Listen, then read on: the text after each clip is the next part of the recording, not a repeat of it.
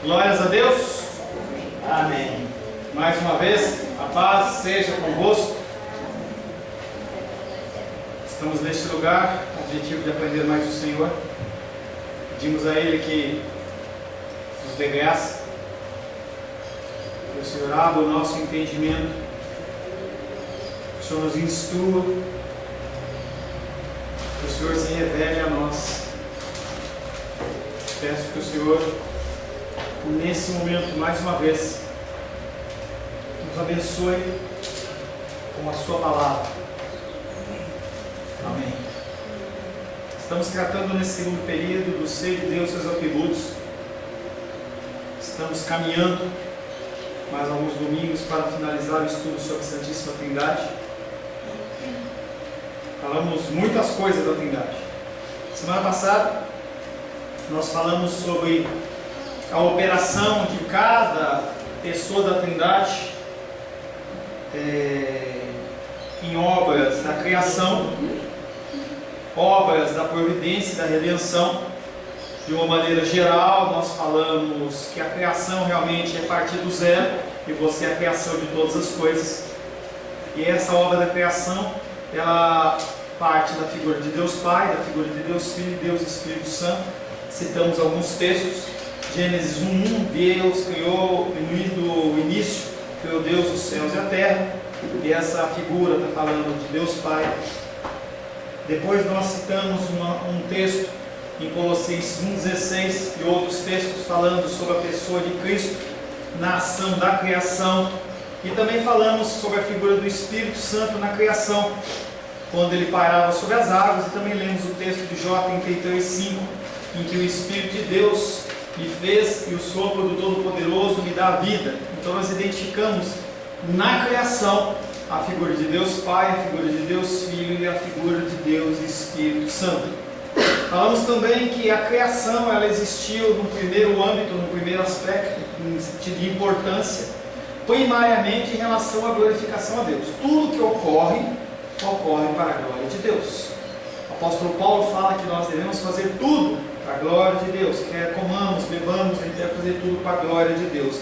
E também a criação, ela existe para glorificar ao Senhor. Depois disso, nós falamos também sobre a obra da providência. Deus cria todas as coisas, em 6 dias Ele criou todas as coisas, no 7º Ele descansou, mas Ele descansou de criar e não de manter. A manutenção do mundo, a manutenção de toda a criação, ela continua existindo, sempre, nunca parou. Deus, hoje de manhã eu estava meditando nisso. Eu já falei para vocês de manhãzinha, umas 6 horas mais ou menos, eu acordo para fazer uma breve revisão dominical. E aí eu ficava imaginando que Deus, lógico que Deus não dorme, mas em Deus em algum momento Ele falou assim: hoje eu vou renovar o oxigênio em Brasília, em que a taxa de oxigênio ela vai ser perfeita para que os meus filhos e as minhas filhas continuem respirando. Se Ele permitisse que o oxigênio ele tivesse menos e mais gás carbônico, nós teríamos morrido. Tá? Fluxo sanguíneo e tudo que você imaginar vem de Deus. E isso trata da providência divina em relação à sua própria criação.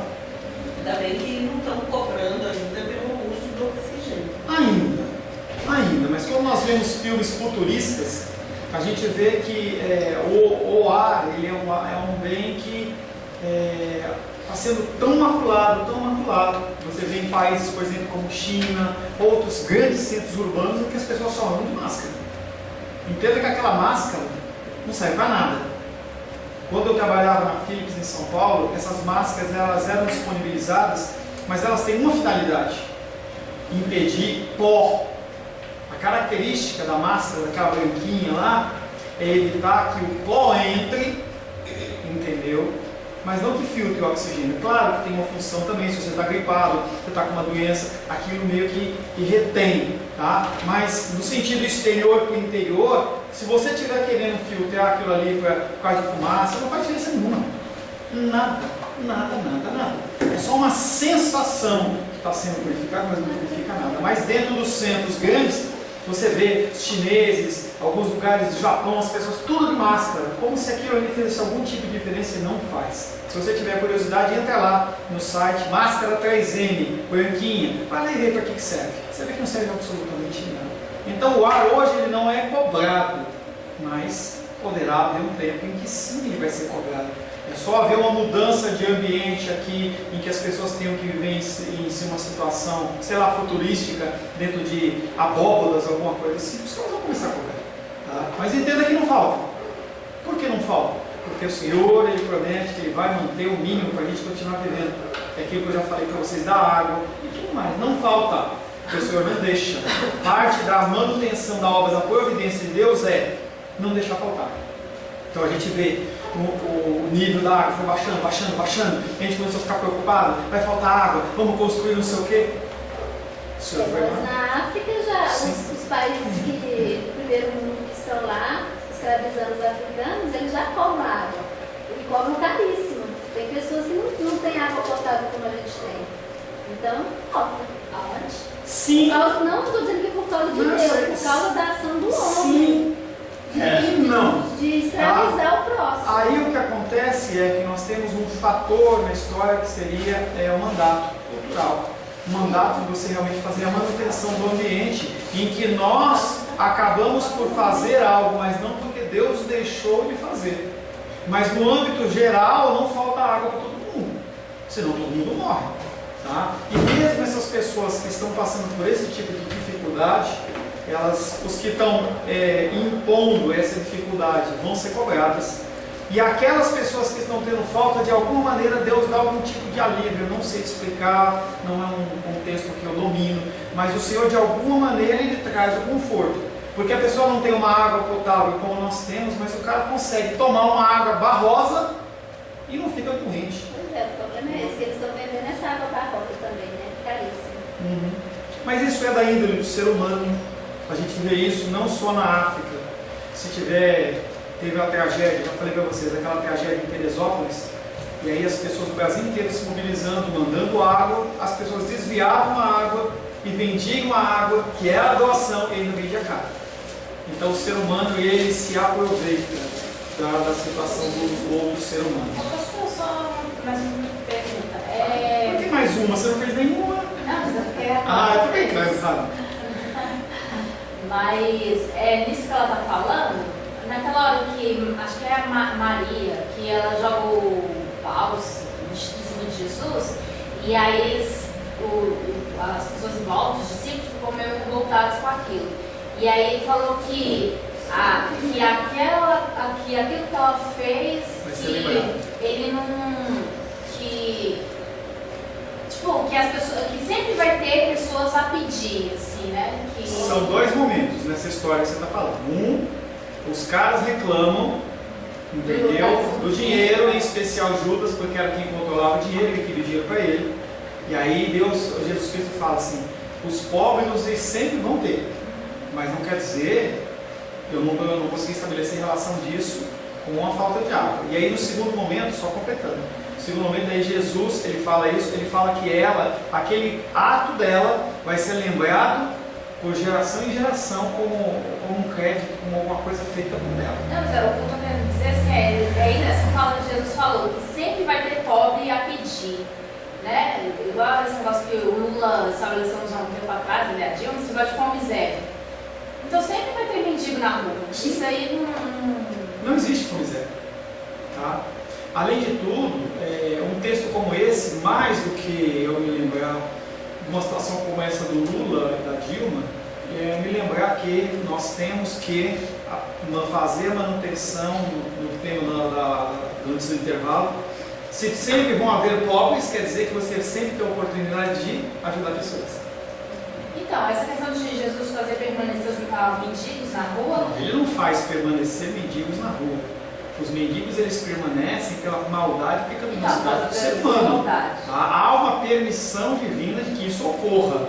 Mas Deus não determina, não creio que Deus ele vai determinar uma coisa, sei lá, é um negócio meio complexo para a gente parar para pensar, entendeu? Apesar que quando você vê o texto que nós estamos falando de João, ele falou que o cara estava cego para a glória de Deus, então tá. Deus ele permite ou determina que pessoas sejam pobres. É igual o questionamento, desculpe mudar o assunto rapidamente, é igual o questionamento das pessoas que não servem a Deus, que não têm nenhum compromisso com Deus, por que Deus permitiu, na época que Jesus nasceu, a matança como perdeu de muitos supostos inocentes, na época do nascimento de Jesus e também na época de Moisés.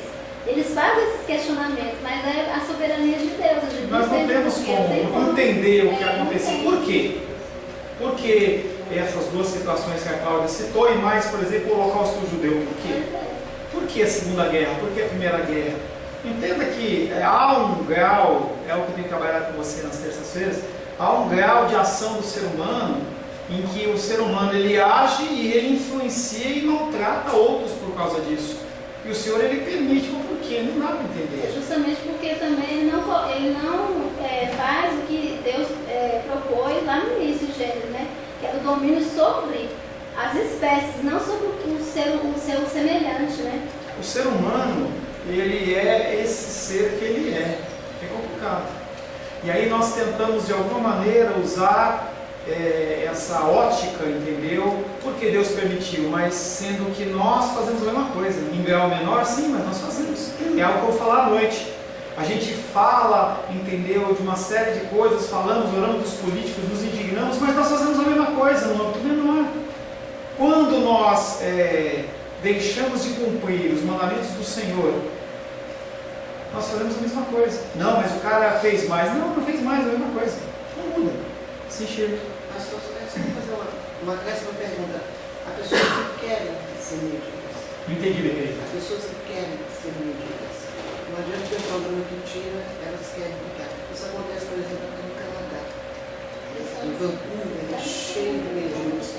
Há programas, há bairros, inclusive da Rodrigues, que é a Vila Pirá, que é um ponto 9 e hoje está tomado por apartamentos que o próprio governo oferece para o mendigo. Você põe o cara lá e volta. Então tem esse aspecto também, não só do outro que faz o sistema político, mas da própria pessoa querer sujeitar. Assim acontece com a prostituição, acontece com todos os outros, com todas as mazelas humanas. Pessoas que querem. Quando a gente vê o caso dos ciganos, por exemplo, é um exemplo disso. Porque o cigano, você vê que ele tem dinheiro, alguns ciganos têm muito dinheiro, muitas vezes tem problema aqui nos Estados Unidos, em que eles têm muito dinheiro. Mas o cara faz questão de morar daquele jeito. Eu lembro que certa vez eu fui numa comunidade cigana lá perto de Goiânia, em que os caras têm dinheiro, mas vivem no chão batido. Você vê que é uma situação difícil. E olha no colares de ouro, ali o cara, ele estava andando com 15 mil reais ali no peito, mas o cara mora numa situação paupérrima, porque ele gosta daquilo.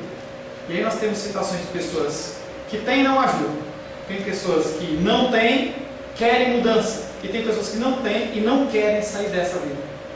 Lá no Maranhão tem a maioria das mulheres, elas todo ano têm filho para ficar garantindo o bolso da vida. Porque uns vão ficando mais perdendo o direito, aí elas engravidam. O ser humano é algo que é impensável.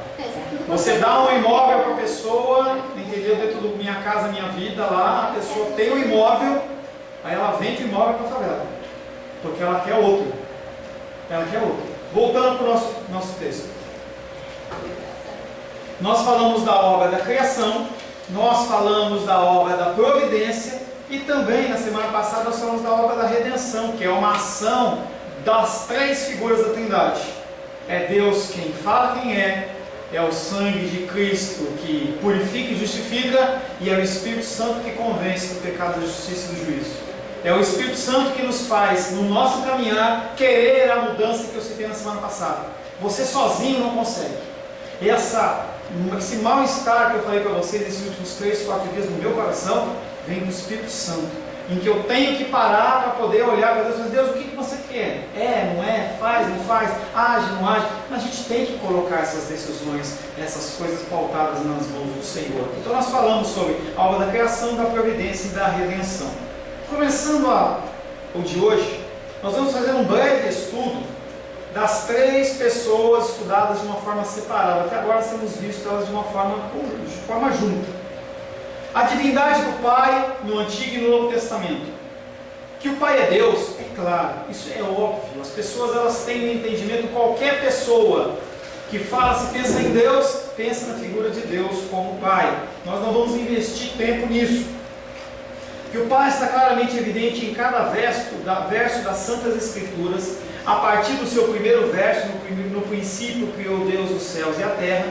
Também está evidente que, embora haja trindade, a divindade do Pai não é superior à do Filho, nós já tratamos isso, nem a divindade do Espírito Santo.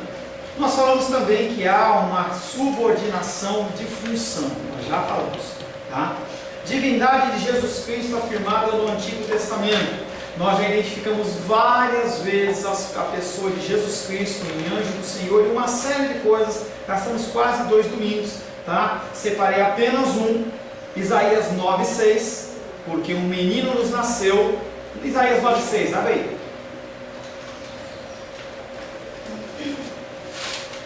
Muitos textos falando da divindade de Jesus Cristo no Antigo Testamento. E nós separamos apenas um. Isaías 9,6.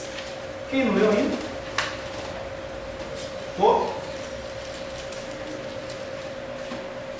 Porque um menino nos nasceu, um filho se nos deu, o governo está sobre os seus ombros, o seu nome será maravilhoso, conselheiro, Deus forte, Pai da eternidade, príncipe da paz. E aí, quando nós analisamos esse texto, alguns domingos atrás, nós falamos que a figura de maravilhoso conselheiro, Deus forte, Pai da eternidade, príncipe da paz, e também o menino que nos deu, de uma pessoa sendo gerada, está falando da figura de Cristo. E esses títulos, eles são todos títulos messiânicos, nós vamos falar um pouquinho mais à frente, hoje ainda. A divindade de Jesus também aparece no Novo Testamento, isso também exaustivamente. Vários textos, separei 2. Mateus 1:23, Cláudia, por gentileza. Que é a mesma referência de Isaías 9:6. Não, é outro texto de Isaías. Mateus capítulo 1, verso 23. Eis que a Virgem conceberá e dará à luz um filho, e ele será chamado pelo nome de Emanuel, que quer dizer Deus conosco. E quer dizer Deus conosco. Emanuel quer dizer Deus conosco. E aí nessa referência de Mateus 1:23, ele está falando de um texto de Isaías, me pode a referência. Está em que se cumpre as escrituras de Isaías. Evangelho de João, capítulo 1, verso 1, 2 e 3. Irmão Cláudio, por gentileza. Evangelho de João, capítulo 1, verso 1, 2 e 3.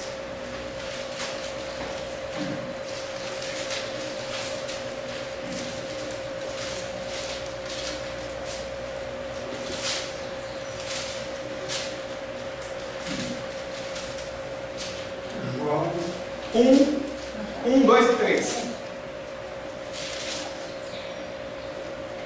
Eu peguei e passei um show.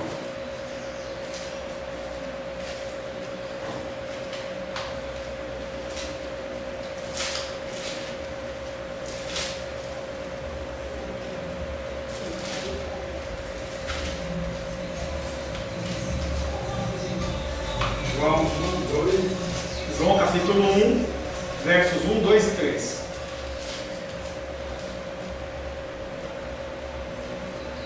No princípio era o Verbo, e o Verbo estava com Deus, e o Verbo era Deus. Ele estava no princípio com Deus. Todas as coisas foram feitas por ele, e sem ele nada foi feito, se fez. 1, 2, 3?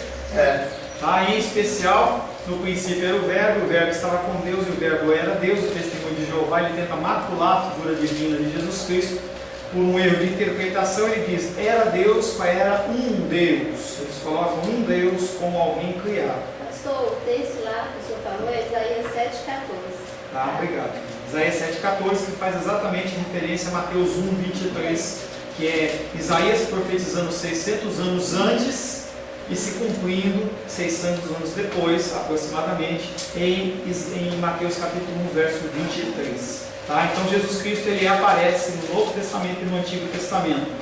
Separei algumas referências de títulos messiânicos, em relação à figura de Cristo. E Jesus Cristo é chamado em várias passagens de Senhor. Isaías 40, verso 3.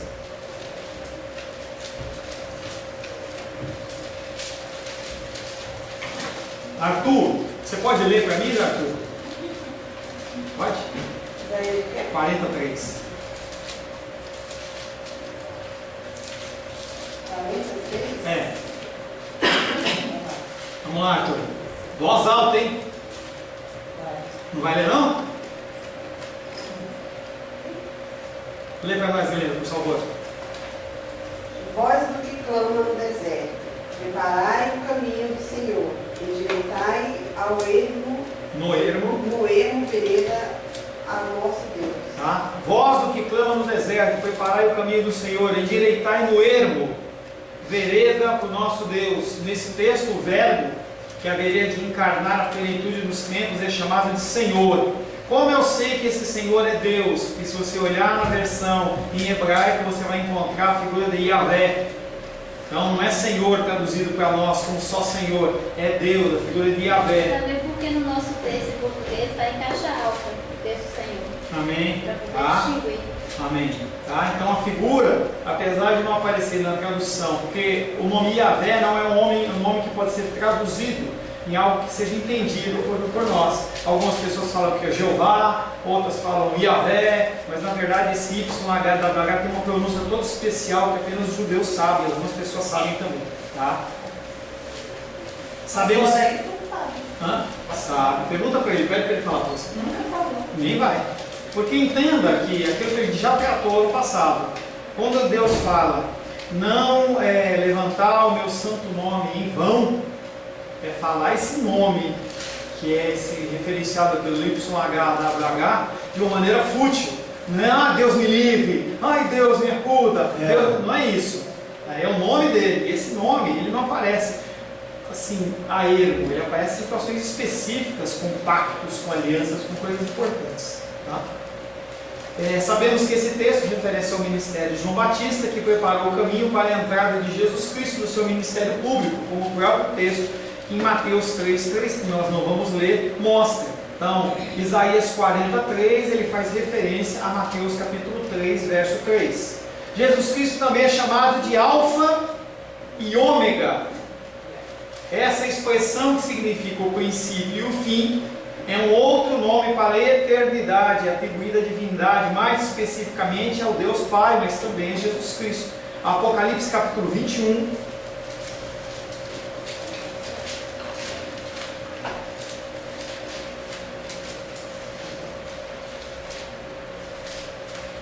Apocalipse 21.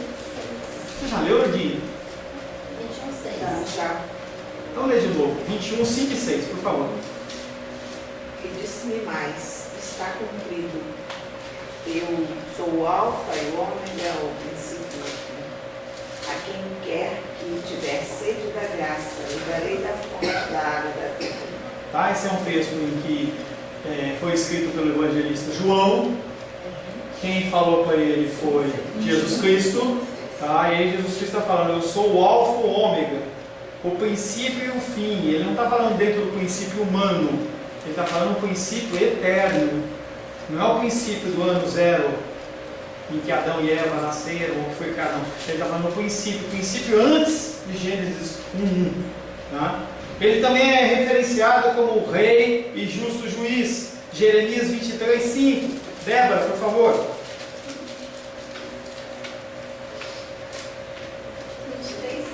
23:5.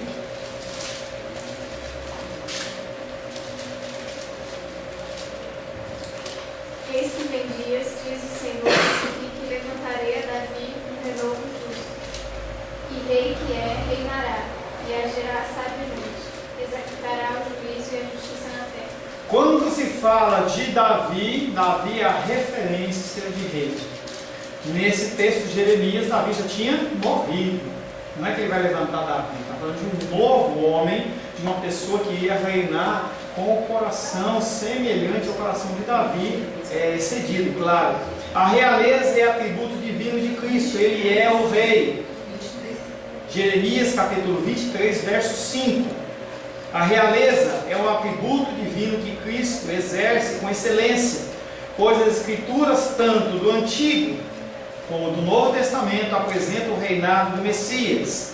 Nós temos a instalação da realeza a partir da figura de Saul.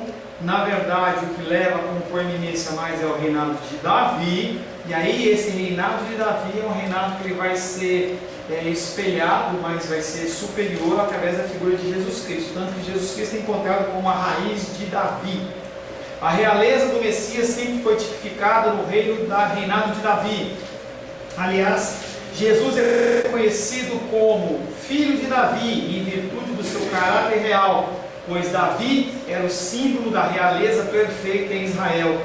A grande diferença de Davi é que Jesus haveria de ser um renovo justo. No caso de Davi, ele não era um renovo justo, ele cometia erros e falhas, ele os reconhecia. Quando ele se coloca perante Natã, depois do pecado contra Batseba, ele diz: pequei contra o Senhor somente. Ele conhece automaticamente, ele é convencido.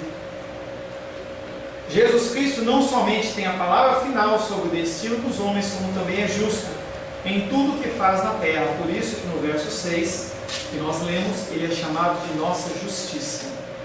Outro título messiânico chama-se soberano. Deus o Pai é chamado de soberano Senhor. Isso é facilmente identificado, mas também Jesus recebe esse título. Atos capítulo 4, verso 24.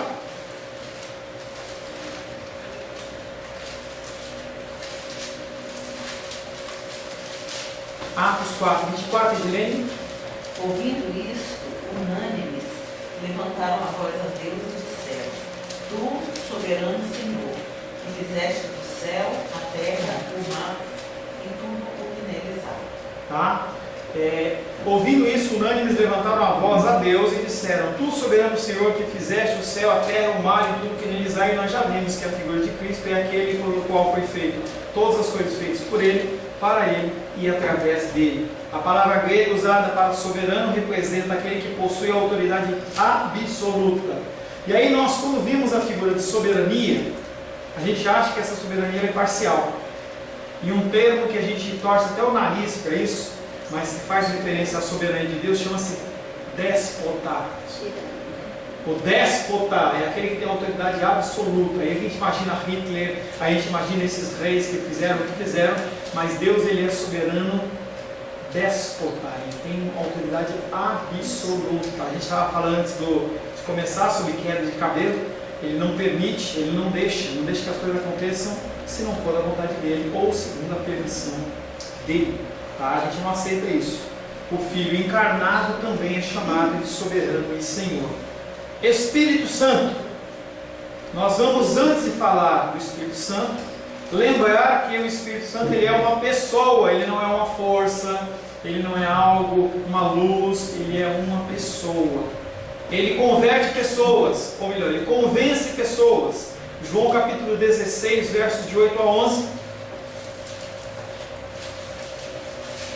João 16, versos de 8 a 11. Shirley, por favor.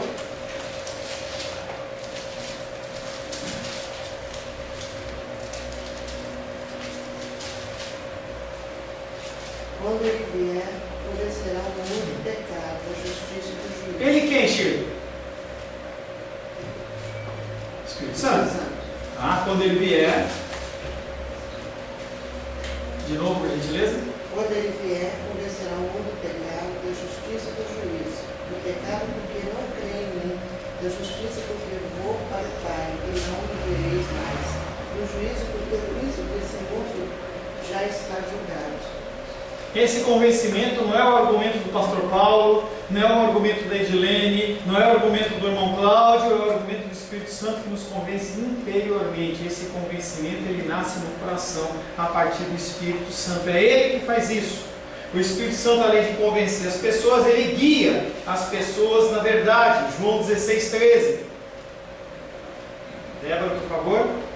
Quando vier, porém, o Espírito da verdade, ele vos guiará a toda a verdade, porque não falará por si mesmo, mas dirá tudo o que tiver ouvido e vos anunciará as coisas que hão de vir. E o Espírito Santo é como se fosse aquele GPS, ele mostra qual o caminho que você tem que seguir. Eu vou por aqui, não vou por aqui. Claro, se você para ouvi-lo, você o entende e o ouve. Não quer dizer que ele não está falando, ele está sempre falando, mas se você não adestra os seus ouvidos para ouvir, o que acontece é que a informação passa batida. Eu lembro que nos idos de 80, mais ou menos, coisa velha, né? Nossa, dos idos de 1980, quando teve a conversão dos LPs para CD, eu trabalhava na Philips.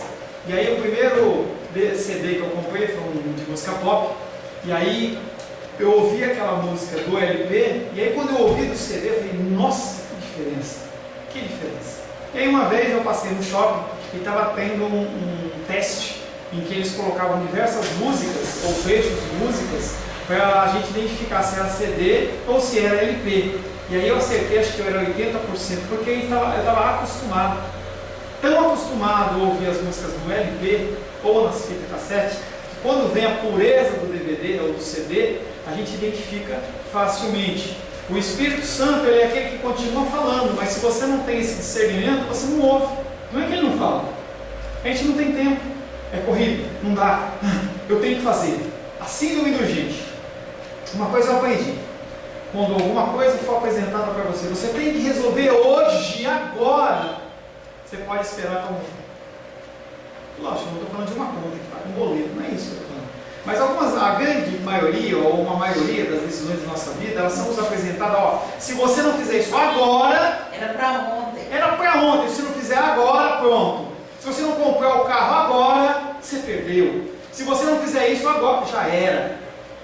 E aí você não para orar, e aí grande quantidade de vezes o barco bate nas pedras. Aí aqueles mais espirituais olham e falam, Deus, por que o Senhor permitiu isso? É legal, né? Legal.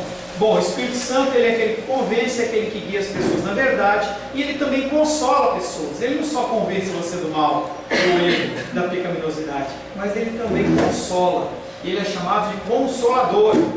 João 14,16. Irmão Cláudio, João 14,16.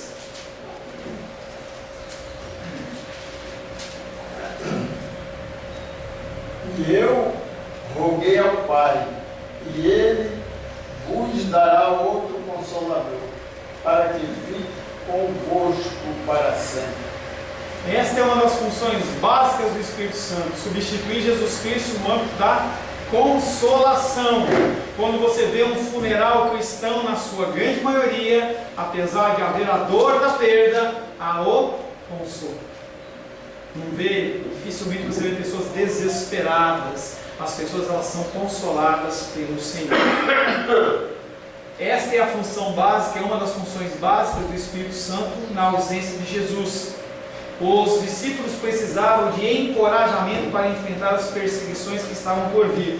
Jesus não os deixou só, mas prometeu uma pessoa que os havia de consolar. Essa tarefa coube ao Espírito Santo. Quando você lê Apocalipse dentro dessa ótica, você vê que as igrejas que havia perseguição, as 7 igrejas da Ásia, elas eram consoladas. Olha, persevera, tem coisa boa, você vai vencer. Luta, continua caminhando. Ele convence, ele guia na verdade, ele consola pessoas e ele tem sentimentos. O Espírito Santo, ele tem sentimentos, ele se entristece. As Escrituras dizem que quando pecamos trazemos sentimentos de tristeza a Deus, o Espírito. Por isso, o apóstolo Paulo nos fala, Efésios 4:30. Cláudia, por favor.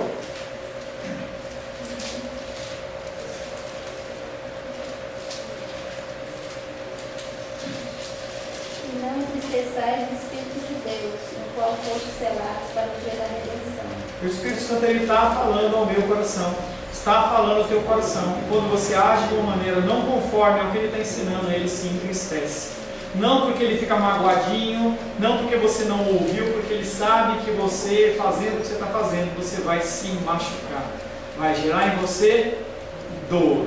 É a mesma nossa situação quando nós falamos com um ente querido, não faz isso. E ele vai e faz. E você sabe que aquele caminho vai ser um caminho danoso de destruição. Esse sentimento que é o sentimento de tristeza do Espírito Santo. Ele inspira pessoas. Ele gera no meu coração e no seu coração coisas procedentes de Deus. Quando nós oramos, se nós oramos conforme a palavra, nós oramos inspirados pelo Espírito Santo. Não é falar palavras bonitas, mas falar aquilo que é ordenado que se fale. sempre em concordância com as Escrituras. O livro das Escrituras, a Bíblia, a Palavra de Deus, foram todos inspirados por Deus, o Espírito.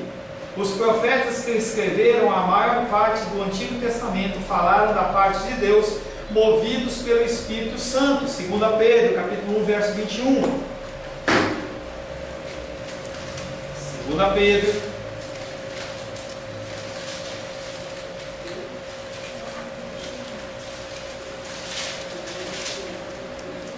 2 Pedro, capítulo 1, verso 21. Porque nunca, jamais, qualquer profecia foi dada por vontade humana. As profecias que estão nas Escrituras não nasceram do coração do homem, porque toda a Escritura, ela é palavra de Deus, não é palavra de homem. É a diferença entre as pessoas que são liberais e aquelas que acreditam que a Bíblia, ela é a palavra de Deus. Isso é importantíssimo, porque nunca, jamais, ele é até redundante, nunca, jamais, qualquer profecia foi dada por vontade humana, diferente do que acontece nos dias de hoje nas igrejas. Eu tenho uma palavra para você, uma profecia para você. Será que veio de Deus? Nem sempre. Mas tudo que está dentro da palavra é Escritura e inspirado por Deus. Porque nunca, jamais, qualquer profecia foi dada por vontade humana. Entretanto, homens falaram da parte de Deus, movidos pelo Espírito Santo. Profetas, as pessoas que escreveram a palavra de Deus, todas elas foram inspiradas pelo Senhor. Outra passagem, 1 Pedro 1,11.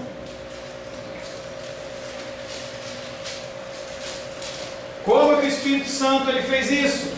Trabalhando com a matéria-prima que ele tinha em mão, que é o que? O meu Espírito e o seu Espírito renovado. 1 Pedro, capítulo 1, verso 11.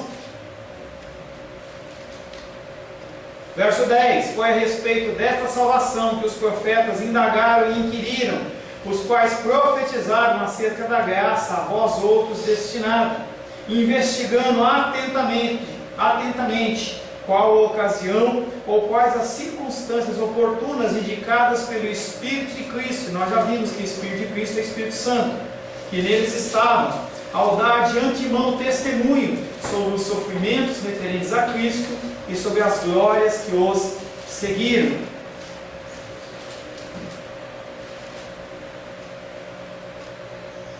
Isso quer dizer que o Espírito Santo trabalhou no espírito dos homens para que eles não somente recebessem a mensagem e a transmitissem, mas também para que registrassem as verdades ouvidas. Então aqueles homens, eles eram catalisadores da vontade da palavra de Deus para trazer para mim e para você.